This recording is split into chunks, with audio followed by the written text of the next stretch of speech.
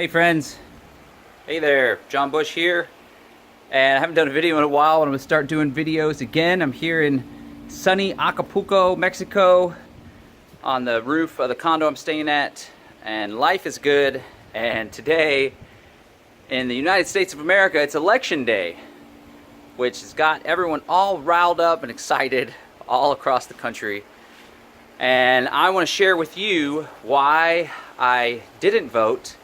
I guess I could have absentee balloted, but I wasn't planning on voting anyway. And I'm going to tell you why I don't believe in the nation state or government in general as a viable institution to organize society, why it pits people against each other, and it's all sorts of problematic.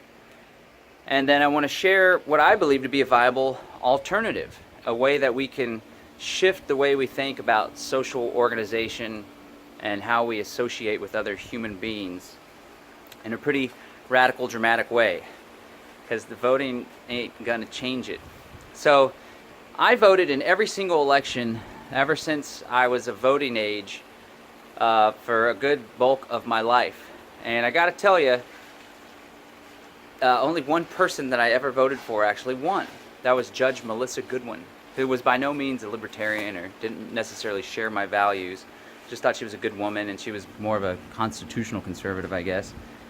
But every other time that I voted, my candidate didn't win. Whether it was like John Kerry, and I'm talking all sorts of school board races and everything. And so it's obvious that the government doesn't represent me. I'm a philosophical anarchist. I try to live practically as an anarchist as much as I can. I believe that all human relationships and all organization should be mutually beneficial and voluntary. I don't believe in the coerciveness of the state, whereby people are forced into submission, they're forced to participate, they're forced to live a life according to other people's values just because they were born in a certain arbitrary geographic area. I don't like that. I don't subscribe to that. But I want people to know that are do-gooders and that are genuine, compassionate human beings that have like this justice heart, which often drives them to politics and to be interested in politics. Like a lot of people that I went to high school with, a lot of folks that are progressives in Austin, Texas, their heart's in the right place. But unfortunately, time and time again, the politicians just end up lying and backstabbing, because I'm saying this in large part in reference to all the excitement over Beto O'Rourke. Beto! There's a lot of people super stoked about this guy. I was super stoked about Dr. Ron Paul. That's a different story. He wasn't perfect by any means, and the system completely betrayed and shut him down. But there's a lot of people that believe Beto O'Rourke is the Messiah and the savior for all our problems. And a lot of people felt the same way about Obama. Many of them, the more free thinkers, were able to see through it halfway when he continued to expand the wars, continued to benefit the big corporations, continued to grow the police surveillance state.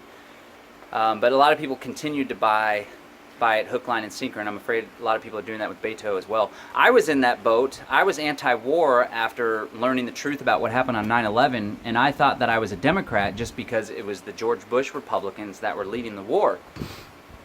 And back in 2004, I voted for John Kerry. And then in 2006, which is where we are, the midterm election, I was so excited that the Democrats took control of the House and Senate because they were going to end the war. They were going to cut spending. They were going to, not cut spending, but they were going to cut all the corruption. And wouldn't you know it, when they took power, both the House and the Senate, they expanded the war and didn't cut anything. And didn't hold George Bush accountable or do much of anything, really. It was all the same. And I'm afraid that's going to be the same with this particular election. So I will add that when you're voting for a single issue, like, it would be hard pressed to say that it doesn't make a big difference, or one ought not to vote to decriminalize or legalize marijuana, for example. Or San Marcos, Texas just recently voted to take the fluoride out of the water. That's a worthwhile vote, in my opinion. Some people say it's worth it to vote against bond measures that are going to, add to the debt and take more money away from you. But definitely when it comes to candidates and politicians and believing that the political institution is a great vehicle for change so we can create a world that's more in line with our values, I think that's totally bogus.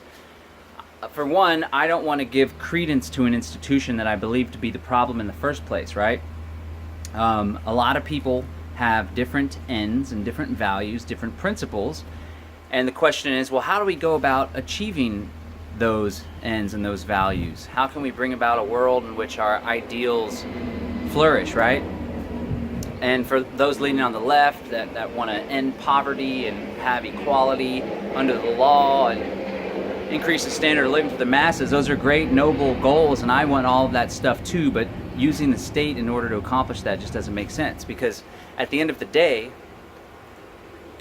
people often, it takes a little while for them to really realize this, the state is functioning exactly as it should. There's voter suppression. Of course, the corporations are getting bailed out, and most of the policies benefit the big guy at the expense of the little guy. That's how government was designed to work. That's nothing new. That's not out of the ordinary. It's working just as it should. And when voter suppression takes place, that's the same case. That's part of the game. Those in power want to maintain the status quo, and they'll do it at any cost. I think back to the beginning of this country, right? A lot of conservatives want to throw back to this great glory day where their freedom reigned and we had liberty in America. But when you think about it, plus a lot of people on the left want to take control of the government back, give it back to the people away from the corporations. Well, the U.S. government, the city of Austin, they're all corporations as well. And when you think about it, when you trace the root of this country, it was founded by corporations. The Virginia Company, the British East India Company, which were corporations under the authority of the British Crown. They came over with slaves and indentured servants, and they terrorized the natives that were there. They immediately began exploitation, and what do? It's what they know how to do. They set up a geographic monopoly and declare themselves the governor to rule over this entire land, where everybody that inhabits that land or that chooses to live or settles with them is going to have to pay their taxes, and it all is just a top-down hierarchical structure exploiting the little guy. And because the state is a zero-sum game, everyone that lives within a given geographic area is forced to participate. So when that institution is used in order to benefit the few, it's at the expense of the many.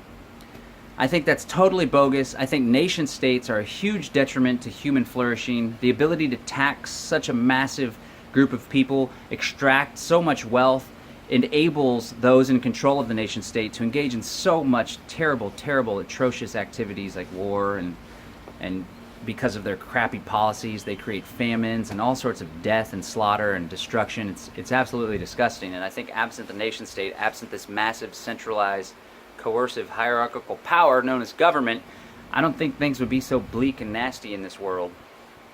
So people are like, well, what are you going to do instead, right? We got to fight back. We got to elect more Republicans so they'll limit the government from us, or we got to get the Republicans out of office so we can have power for the little guy again. What do you suggest we do? Well, I think that now that we're living in the 21st century, I'm a young person. I grew up with technology. I grew up with cryptocurrency, right? I mean, it's a relatively new phenomenon, but it's not something that existed on the world stage up before 10 years ago, right? The fact that there's a decentralized, non-hierarchical institution that enables people to freely exchange money if they so choose to if the government passed some law about regulating cryptocurrency. People have the ability to do that.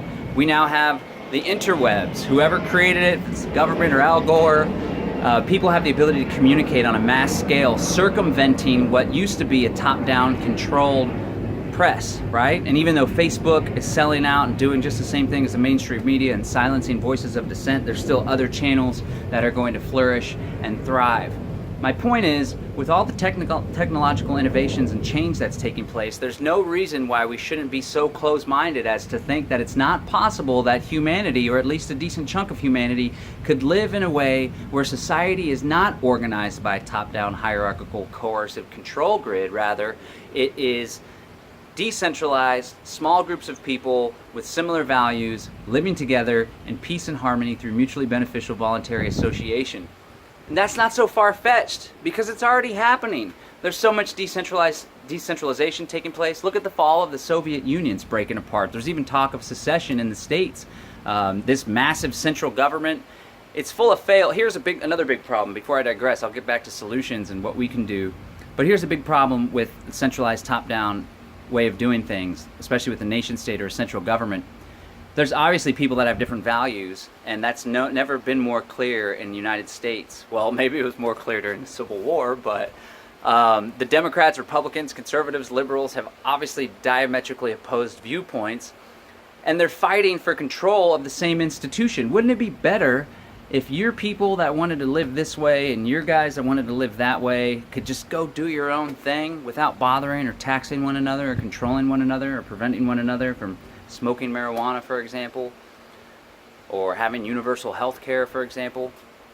Wouldn't that be a beautiful thing? It's whenever we force everyone into the same game to play with the same toys that everyone starts to get a little bit nasty and fight with one another.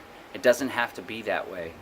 So I think it's important to not only object and go against the voting system, which doesn't change anything, but to encourage people to explore alternative means of organizing society. There's something called polycentric law, which is like an institution or a region can have multiple different types of law. People can choose how to have what laws they go to. There's cryptocurrencies that are already engaging with this, like the PAT token. What's called BitNation is one where you basically can choose whatever set of codes and laws that you want to live under. There's no reason why this can't become a reality in our lifetime. And so I think those voluntarists out there, those anarchists, those that are innovative and cutting edge, it's up to us not only to educate people through these ideas, which I think they make more sense, and I think the government and the nation state and the politicians are the best players on our team because they are just losing so much face and legitimacy after the bailouts, after the Edward Snowden, Bradley Manning leaks. Everyone knows that the emperor wears no clothes. So in addition to telling people how terrible the state is, it's most often self-evident and people experience the nasty arm of the state themselves. But in addition to sharing the philosophy behind free societies and behind freedom, let's build it. Let's vote with our dollars. Let's support those institutions, those organizations, those groups, those technologies that are actually speaking truth to power and showing the world through demonstration that we can live together peacefully, harmoniously, without the need of centralized top-down hierarchical control grids like government and state. This is John Bush signing out. I wanted to give my 2 cents on government. And again, these ideas aren't just applicable for those that are anarchists or have these extreme views like everyone should be free to live their life according to their own ends. This would apply to you if you're a Democrat or progressive who thinks that we need to protect the environment better, or that thinks that police shouldn't be shooting unarmed youth. There's technologies, there's direct actions, there's so many more ways that are more effective to make change than voting. And more often than not, it wasn't the Voting Rights Act or the Civil Rights Act that changed things. It was the culture that was changed by Martin Luther King, the Freedom Riders, Malcolm X, those that were out in the streets forcing the issue through conversation, through direct action. Voting is, I don't know, it seems like the easy way out, and that's why it's very little input and even less output. John Bush, peace and freedom. We can live free. We can live free now, baby.